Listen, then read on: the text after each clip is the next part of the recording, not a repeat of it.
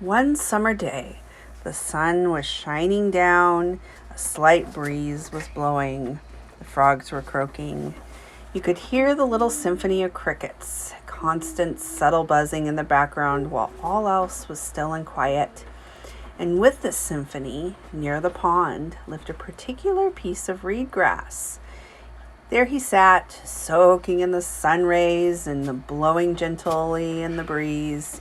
And this particular reed grass was not really different than any of the other reed grasses, except this reed grass longed to be different. As it sat still and patient, along came the butterfly in need of rest from finding nectar. As it flapped its wings and landed on the grass, the reed grass bounced under its weight and it moved.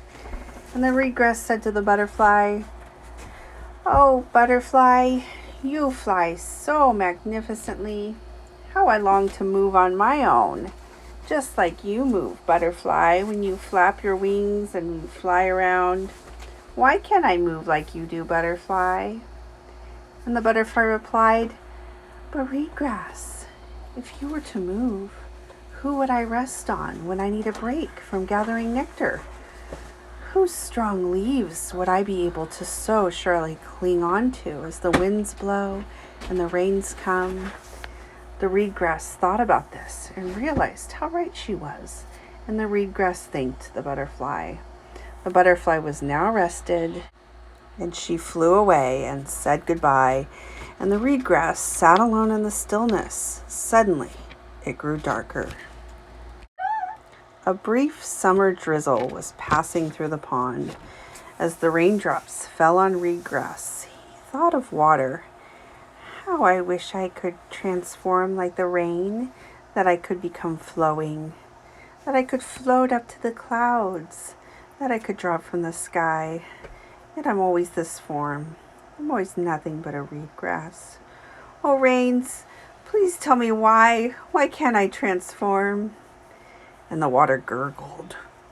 It said, "Oh, reed grass, someday you too will transform. But you have longer cycles. Your time here above ground is oh so brief. You do not want to rush your transformation, for when you do, you will transform into the soil, and it will be eons before you've broken down and are born into life again. Be patient, little reed grass, and you too will transform."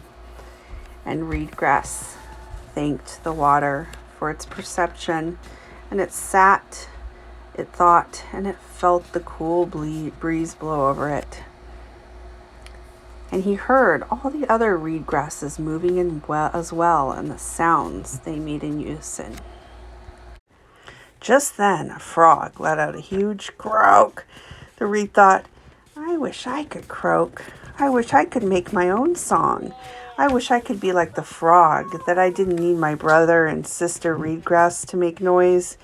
And so he asked the frog, "Oh, frog, how can I have my own voice as you do?"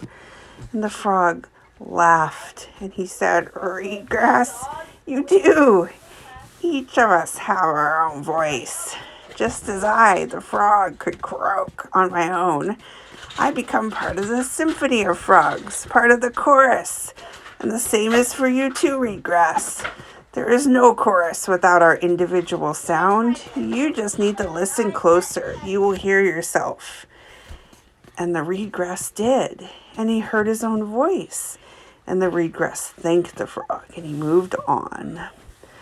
The wind was still blowing, and a cedar leaf fell from way up high in the sky, and it landed right next to reed grass. And he thought of how high the cedar leaf fell from. "I grow and I grow and I grow, but I only get to be this teeny tiny plant. Why can't I be like the cedars and grow so tall that my branches touch the sky, that the birds want to land on the branches, and the wind blows mightily through my pine needles? Big, strong wood trunk to hold me up. I just want to reach for the sky as the cedar does." So the reed grass shouted out to the cedar tree and said, "Oh, cedar, please tell me how to transform. Tell me how to grow as you do. How do I become big and tall and strong as you are?" And the cedar said, "Oh, little reed grass, what am I but a big tall tree? You provide shelter for the little ones. The little frogs hide beneath your leaves. The fish rest in your cool shade. The bugs, the lizards, and all the tiny creatures take shelter there as well. I do not provide for them as you do. You do not want to be a cedar tree." And the reed grass thanked the cedar tree for its thoughts. And so the reed grass rested, and it thought of all the ways it wished it had been transformed. Just then, the wind, who had been ever present, began to speak. "Oh, little reed grass, I have watched you here today.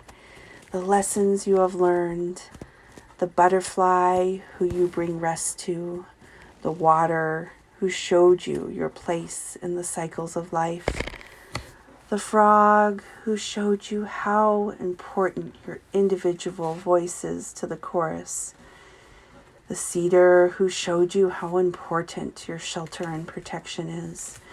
You are a valuable part of everything, just as I and all the creatures are." And the reed grass believed it was really quite beautiful to be a reed grass, and it felt thankful to rest and to feel the cool breeze, and was grateful for all the ways it belonged to the universe, perfect just as he is. The end.